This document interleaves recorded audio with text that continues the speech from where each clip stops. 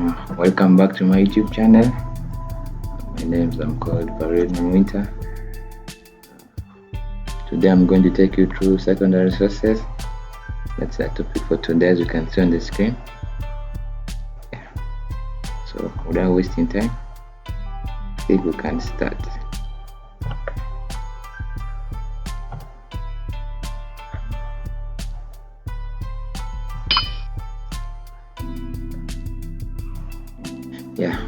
That's the topic for today, secondary sources. That's the host name on the screen, as you can see, and that's the email. In case of any information, you can reach out to me on my email, and for other people who are within, you can use that telephone number to call.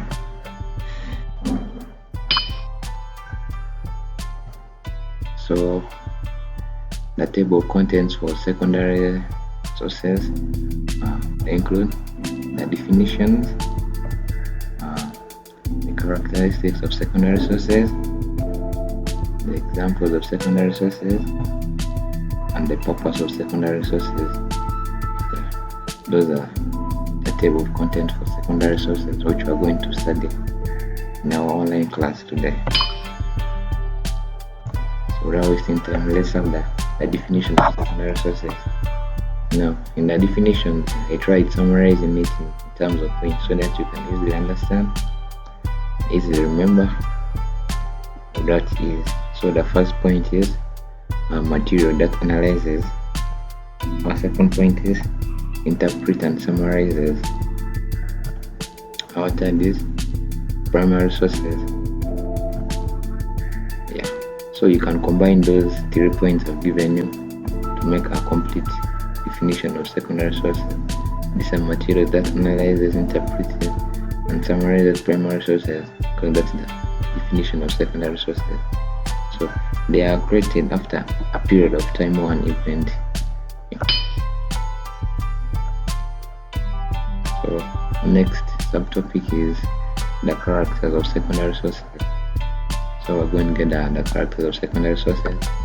Our first one is it's interpretative.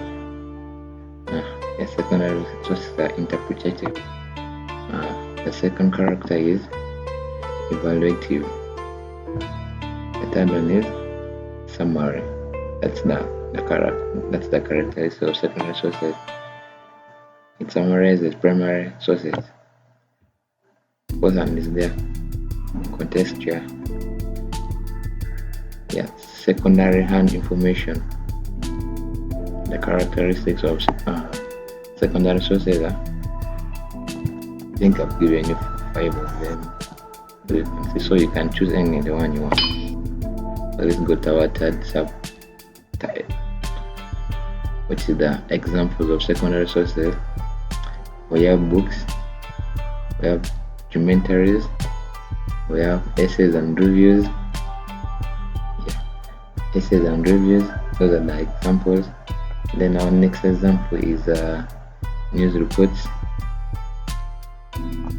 News reports. Our next one is biography.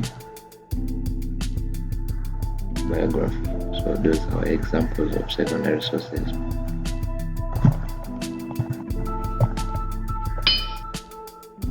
So let's go to our next title.